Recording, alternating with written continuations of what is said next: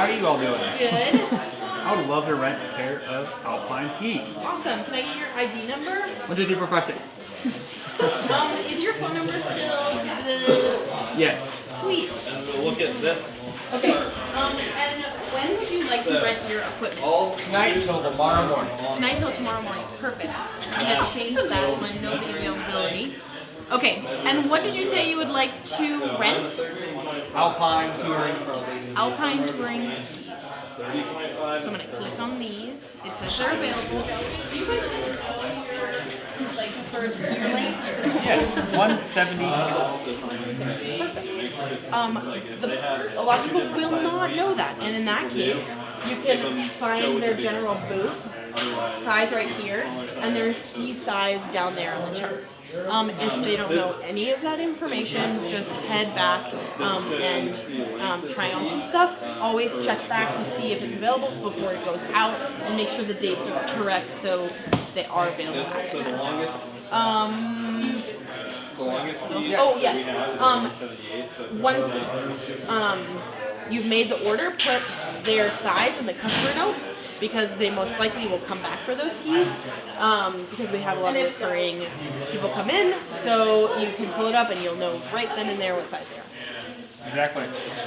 While we're going back there and picking out the skis for them, we're going to give them this beautiful looking piece of paper.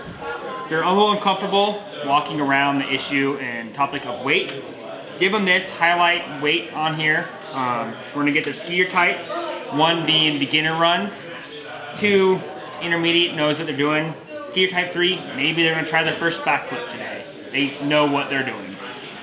Age, height, feet, inches, then their weight. And then always after we set up their den, we need signatures. The liability with ski equipment is extremely important. It means if you set it up wrong, it may or may not release from a fall or a crash. That might mean blown up knees, medical expenses following us. We get that initially. When we go over to the tech bench, we will get their boots, sole length, sole type, whether they're skiing uphill then downhill or just downhill. From there, we will set up their den. Okay, and we're gonna make sure that that piece of paper gets stapled with our order after it's made, all the way up until that order is complete. Do you want to hand me those 2 skis? Okay, so just like Luke was talking about, we are taking on the $5.25 and replacement fee. So that looks like this. So our $5 fee is really deep scrapes and small core shots, like this. You guys all know what a core shot is?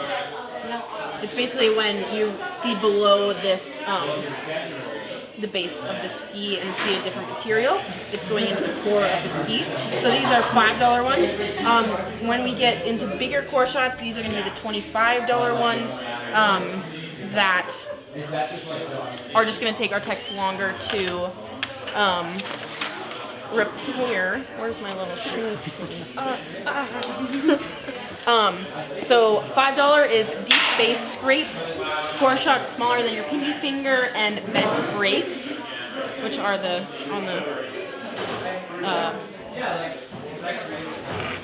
what? Binding. Thank you. I just had brain fart. 25 is D-lam. Do you want to show what that is? Yeah. So usually, No, it is. You're right. usually the ski construction is a bunch of fancy layers smashed together.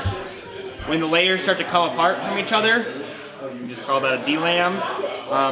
$25. Usually we can fix that, unless it looks like something like this, where it is just blown up. It's D-lammed, but then the edge is completely torn up and done broke. When we start to see repairs like this, it looks like possibly we can fix it, but then upon closer inspection, we actually see that the edge is broken there as well. Like I said before, construction of the ski is a bunch of flat layers pressed together. So run your finger over some of these issues and damages. If they're not smooth anymore, take a closer gander. Right now we're seeing a bunch of just gross things. Looking inside here, we actually see that there is damage to the inside construction of the ski, and this is no longer safe to send out.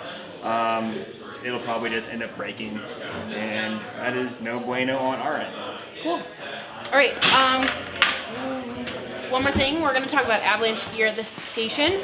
So different than last year and new for you, we are sending our beacons out with batteries this year. No lower than 60% as a standard for our shop. So you're going to turn it on back here.